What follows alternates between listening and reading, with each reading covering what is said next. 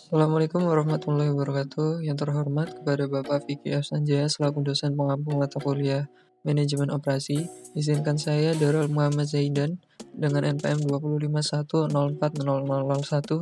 dari kelas MBSA angkatan 2020 untuk menjelaskan terkait tugas manajemen operasi, yakni tentang strategi proses dan strategi tata ruang.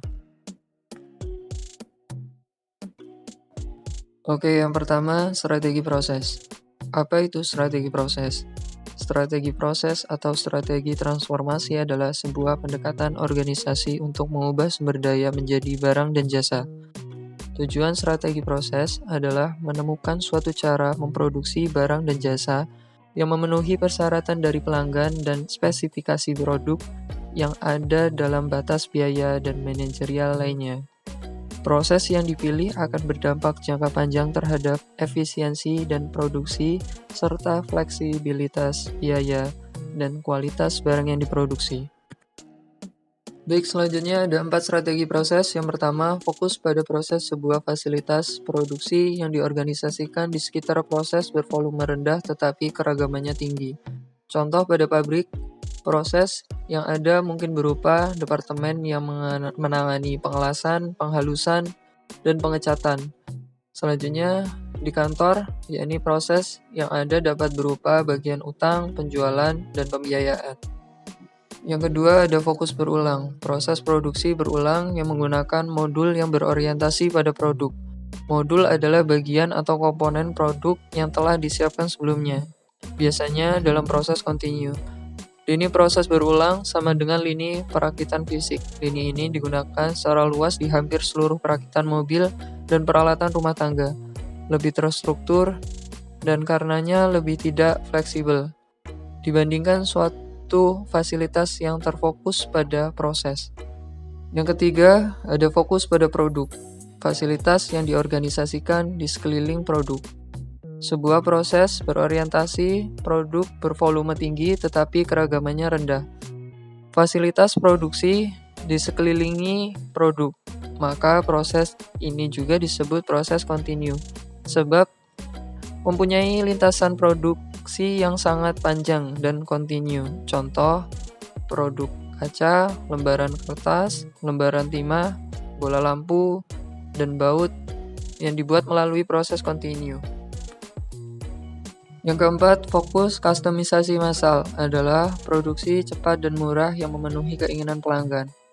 Yang unik dan selalu berubah, bagaimanapun juga mencapai tahap kustomisasi massal merupakan suatu tantangan yang membutuhkan peningkatan kemampuan operasional membangun proses yang gesit, yang memproduksi barang terkustomisasi secara cepat dan murah, membutuhkan pemanfaatan sumber daya organisasi serta imajinasi yang agresif. Oke, kita menuju materi yang selanjutnya, yakni strategi tata ruang. Apa itu strategi tata ruang? Strategi tata ruang adalah suatu keputusan penting yang menentukan efisiensi operasi secara jangka panjang. Tata letak memiliki banyak dampak strategis karena tata letak menentukan daya saing perusahaan dalam hal kapasitas, proses, fleksibilitas, biaya, kualitas lingkungan kerja, kontak dengan pelanggan, dan citra perusahaan. Selanjutnya adalah manfaat strategi tata ruang, yakni utilisasi ruang, peralatan, dan sumber daya manusia yang lebih tinggi, meningkatkan aliran informasi, barang dan manusia, modal karyawan yang lebih baik, juga kondisi lingkungan kerja yang lebih aman, interaktif dengan pelanggan atau klien yang lebih baik, dan fleksibilitas. Selanjutnya adalah jenis-jenis tata ruang. Yang pertama, tata letak kantor atau tata ruang kantor berkaitan dengan dekorasi dan memperhitungkan semua peralatan, persediaan, dan desain pengaturan sampai berfungsinya sebuah kantor. Penataan kantor yang tepat dan ideal pastinya akan menciptakan lingkungan kerja yang sehat, komunikasi yang baik, serta efisiensi lebih dalam bekerja. Yang kedua ada tata ruang toko eceran.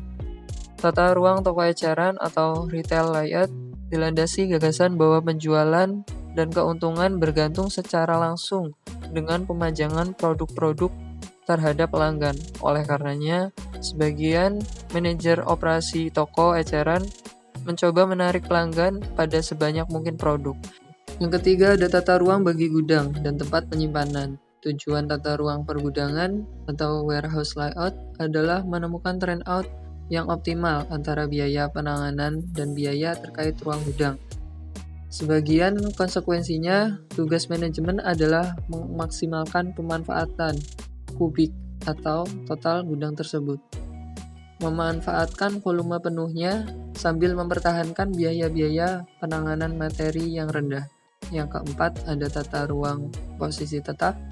Dalam satu tata ruang posisi tetap atau fixed position layout, proyek berada di satu tempat dan pekerja beserta peralatan datang ke tempat tersebut. Contoh bagi jenis proyek ini adalah kapal, jalan raya, jembatan, rumah, dan meja operasi di sebuah rumah sakit.